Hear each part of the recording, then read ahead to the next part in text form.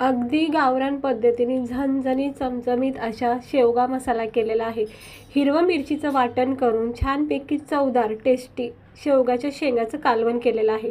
कोणी पाहुणे रावळे, अचानक कोणी गेस्ट वगैरे आले तर झणझणी जर काय खाऊ वाटलं तर तुम्ही या शेवगाच्या शेंगाचा बेत करू शकता. अचानक घरी पाहुणे आले तर अशा वेळेससुद्धा तुम्ही हा झणझणीत शेवगाच्या शेंगाचा बेत करू शकता. सोबत भाकरी भातासोबत हा रस्सा खूप छान लागतो. आणि शेवगाला तर एक नॅचरल चव आहे, म्हणजे खूप चवदार असतात ह्या खायलासुद्धा, म्हणून याचा रस्सा खूप टेस्टी बनतो. तर आज मी मस्तपैकी रश्श्यावाली एकदम गावरान पद्धतीची झणझणीत शेवगा मसाला बनवलेला आहे. तर तुम्ही बघू शकता इतका भारी बनलेला आहे. तर व्हिडिओ बघून घ्या आणि आवडलं तर लाईक करा, चॅनलला सबस्क्राईब करा. तर चांगल्या मस्त टवटवीत अशा ताज्यानं शेवगाच्या शेंगा बघायला भेटल्या. तर शेवगाच्या शेंगा घेऊन आले 250 ग्राम, म्हणजेच पाव किलो शेवगाच्या शेंगा मी घेऊन आले. स्वच्छ धुवून वरची शीर वगैरे सगळं याचं काढून घ्यायचं आणि स्वच्छ धुवून घ्यायचं. तुम्ही पाहू शकता ही शेवगाची शेंग बघा किती जाडसर, म्हणजे मासोळी आहे, खूप छान आहे. त्यानंतर इकडे मी शेंगदाणे, हिरवी मिरची आणि लसूण, कोथिंबीर ह्याचं एक वाटण करणार आहे. शेंगदाणे काही भाजणार वगैरे नाही, कारण मग असे वाफरले ना छान चव बसते रश्श्याला. लसूण, मिरची, कोथिंबीर आणि शेंगदाणे हे हिरवं वाटण करायचं.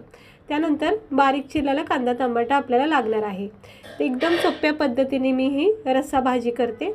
आता काय करायचं, गरम पाण्यामध्ये ना सुरुवातीला ह्या शेंगा ना थोड्याशा उकळून घ्यायच्या. चिमूटभर हळद आणि चवीनुसार मीठ टाकायचं. थोडंसं इथं मीठ टाकलेलं आहे आणि चांगली उकळी फुटून द्यायची. तोपर्यंत आपण मसाला वाटून घेऊया. तर लसूण, मिरची, शेंगदाण्याचा हा आपण आता मसाला वाटण करून घेऊया. ह्या अशा वाटणामधल्या ना शेवगाच्या शेंगा करून बघा, इतक्या भारी वाटतात ना आणि भाकरीसोबत ते इतक्या छान वाटतात ना. त्याच्यामध्ये अगदी थोडंसं पाणी टाकून ना ह्याचं वाटण करायचं जाडसर, अजिबात जास्त पाणी नाही टाकायचं. बस असं जाडसर वाटण करायचं. हे माझं मिक्सरचं मोठं भांडं आहे, छोटं जरा खराब झाले आणि हे असं वाटण तयार झाले, पाहू शकता तुम्ही. लसूण, शेंगदाणे, हिरव्या मिरचीचं. आता आपल्या ह्या शेवगाच्या शेंगासुद्धा चांगल्या प्रकारे खळखळून उकळून निघलेल्या आहेत. आता आपण चेक करूया. बस नरम सॉफ्ट झाले, जास्त गाळ नाही करायचे, नाही तर काय होतं शेवगाची शेंगा अजिबात आपल्याला खाण्यात येणार नाही, पूर्ण फुटून जाऊ शकते अति गाळ केल्याने. त्यामुळं बस एवढा परफेक्ट आहे. आणि बाकीचा उरलेला कच्चापणा हा रश्श्यामध्ये उकळला जातो, म्हणजे निघून जाऊ शकतो. आणि हेच उकळलेलं शेवग्याचं पाणी जे आहे ना तेच वापरायचं आपण रश्श्यासाठी, कारण ह्या पाण्याची चव मस्त बसते रश्श्याला, वेगळं काही पाणी वापरू नका. आता कांदा टमाटा कढाईमध्ये चांगलं परतून घ्यायचं. हे बघा कांदा टमाटा टाकलेला आहे. हवं तर तुम्ही इकडं पुन्हा थोडंसं अद्रक लसूणची पेस्ट टाकू शकता. आता हे वाटलेलं आपण हे लसूण, शेंगदाणे, मिरचीचं वाटण टाकायचं आणि थोडंसं शेवग्याच्या शेंगाचंच पाणी वापरते मी इकडं सध्या. आणि याला जरा मिक्स करून घेऊया. गॅस स्लो ठेवायचं. आणि याच्यामध्ये 1-1.5 चमचा हळद, 1 चमचा गरम मसाला, 1 चमचा धना पावडर टाकायचं. लाल मसाल्याचा वापर नाही करायचं, कारण इकडे हिरवी मिरची आपण वापरली. गरम मसाला, धना पावडर आणि हळद हे 3च साहित्य टाकायचं मसाल्यामध्ये. आणि याला एकजीव करून घेऊया. पाहू शकता तुम्ही किती सुंदर रंग आलेला आहे, हिरवागार असा एकदम झणझणीत मसाला बनलेला आहे. खाता क्षणी एकदम भारी वाटतो.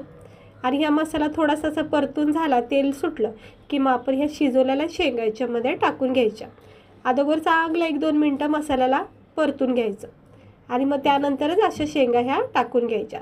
सुरुवातीला शेंगा टाकून घ्यायच्या, एकदम पाणी नाही टाकायचं, कारण पाणी कसं आपल्याला जितका रस्सा हवा आहे तितकंच पाणी वापरायचं.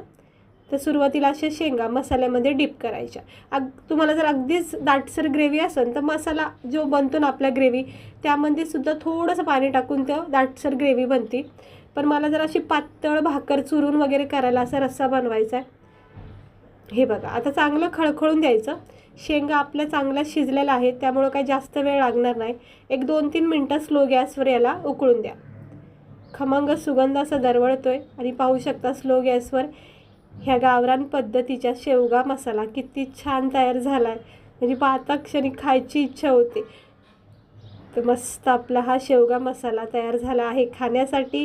गॅस बंद करायचा, थोडंसं कालवण हे आपलं शेवग्याचं थंड करायचं आणि गरमागरम प्लेटमध्ये सर्व करायचं. सोबत ज्वारीच्या भाकरी घ्यायच्या, भात घ्यायचा आणि भाकर ना ह्या रश्श्यामध्ये असं चुरून खाण्यामध्ये ना म्हणजे इतका छान वाटतो ना, ती चव, तो झणझणीतपणा इतका जाणवतो आणि शेंगाचं जी चव असते ना, हे रश्श्यामध्ये उतरते. तर खूप भारी लागतो बेत. नक्की करा. ज्वारीची किंवा बाजरीची भाकरी नक्की करा. चपातीपेक्षा भाकरीसोबत छान लागतो हा रस्सा. तर कशी वाटली तुम्हाला रेसिपी? आवडली असेल तर लाईक करा.